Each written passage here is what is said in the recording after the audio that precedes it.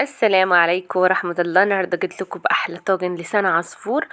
مش شرط نعمل من لسان عصفور شوربة بس، لا هنعمل أحلى طاجن باللحمة والصلصة هيعجبكم جدا.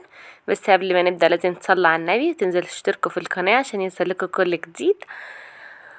وهنا أنا معايا حطيت لحمة تتسلق معايا، ومعايا بصلتين، ومعايا كيس لسان عصفور، ومعايا نص شوب من الطماطم. دي كل المكونات اللي هنستخدمها النهارده.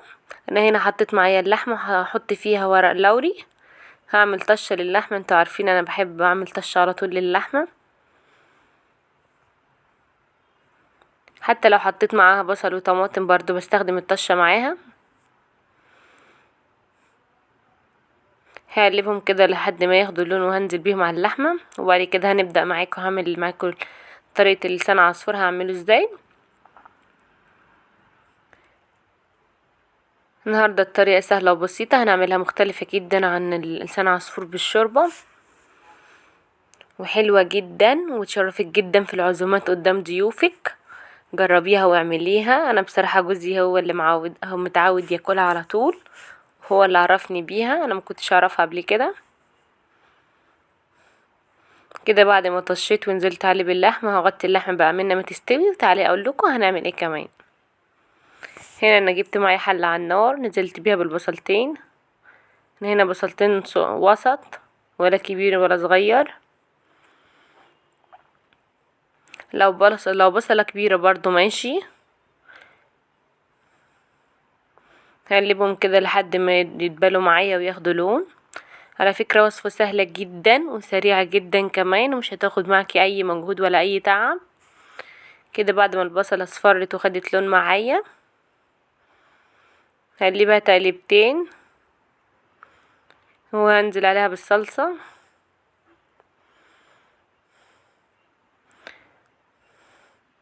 هقلبها كده شوية.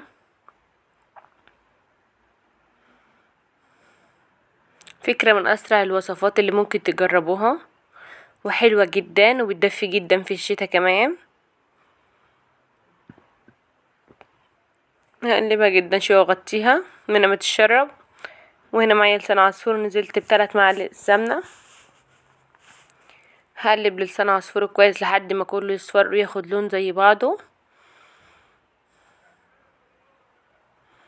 هقلبهم كده شوية، وكده بعد ما خد اللون الذهبي اللي انا عايزاه،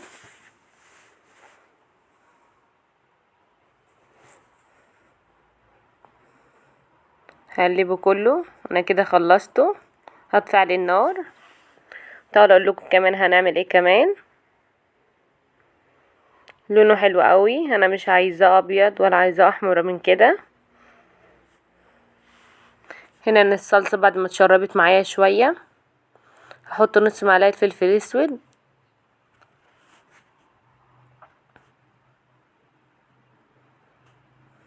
ونص معلقه كمون كمان،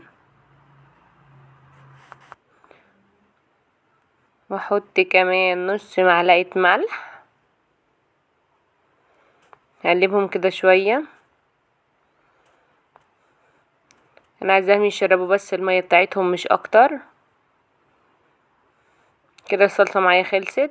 كده جبت الطاجن اللي هنعمل فيه لسان عصفور. عادي لو ما عندكيش طاجن بورسلين عادي ممكن طاجن فخار، او ممكن برضو طاسة عادي خالص. صينية من صواني الكيك برضو ممكن نعمل فيه.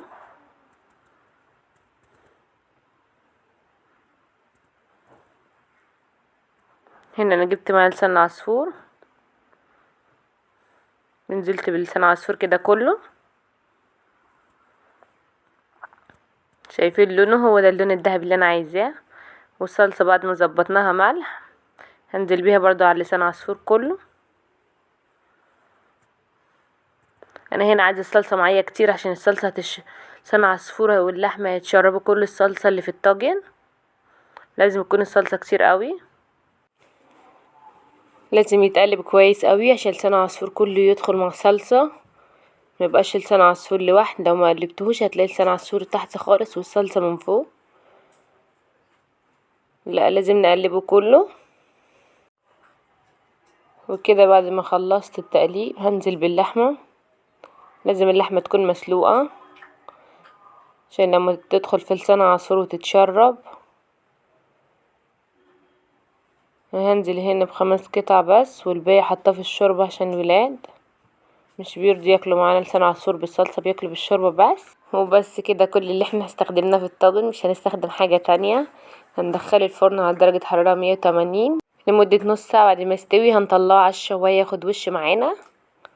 وكده الشكل النهائي بعد ما خلص، شكله حلو جدا وريحته كمان احلى، حلو جدا كمان في العزومات ويشرفك جدا قدام ضيوفك. وفكرة جديدة ومختلفة عن اللسان عصفور ابو شوربة. هنعمله طاجن مع اللحمة حلو جدا وبيدفي جدا كمان في الشتاء. ده كده شكله بعد ما طلعته. هوريهولكوا كمان من جوه، طلع لكم حته ولا حتتين. هوريكم كمان شكل، اوريكم كمان لسان عصفور مستوي ازاي من جوه.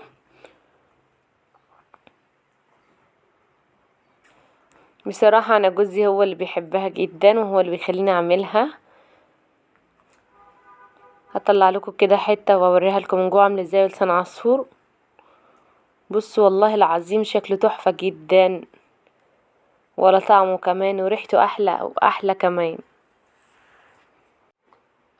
لسه كمان لسان عصفور مستوي ازاي من جوه، مش معجن معايا خالص، مش بياخد معايا اي وقت خالص. ولا اللحمه مستويه ازاي واخده وش معايا حلو قوي. بص شكله.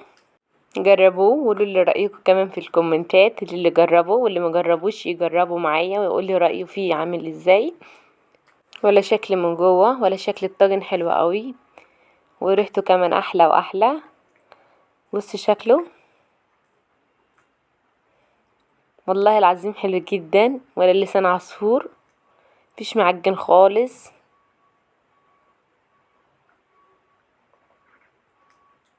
احنا بنحبه كده على طول. جربوه وقولوا لي رايكم. وبس كده خلص الفيديو بتاعنا. يا رب الفيديو يكون عجبكم. بس ما تنسونيش بالاشتراك وتفعلوا زر الجرس عشان يوصلكوا كل جديد. عايزه كومنتات كده حلوه زيكم. واكلنا النهارده يكون خفيف وسريع عليكم، وان شاء الله اشوفنا تاني في فيديو جديد.